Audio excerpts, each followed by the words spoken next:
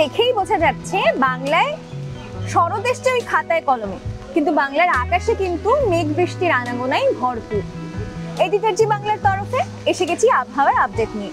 জেনে নেব মঙ্গলবারের আবহাওয়া কেমন থাকবে। কলকাতায় দিনভর আবহাওয়া মেঘলাই থাকবে, দুপুর পর্যন্ত বেশ হালকা থেকে মাঝারি বৃষ্টিপাতের সম্ভাবনা রয়েছে।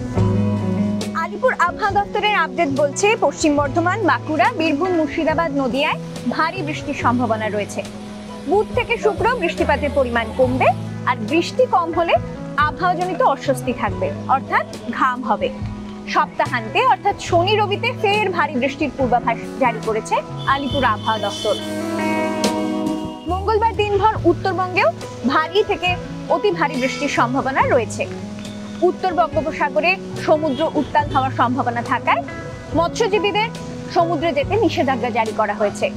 আর আজ দিনভর তাপমাত্রা থাকবে 26 থেকে 32 ডিগ্রি সেলসিয়াসের কাছাকাছি। গত 24 ঘন্টায় তিলোত্তমায় বৃষ্টি হয়েছে 54 মিলিমিটার। আবহাওয়া সংক্রান্ত যাবতীয় খবরের আপডেট পেতে চোখ রাখুন এডিটর জি বাংলার সোশ্যাল মিডিয়া পেজে।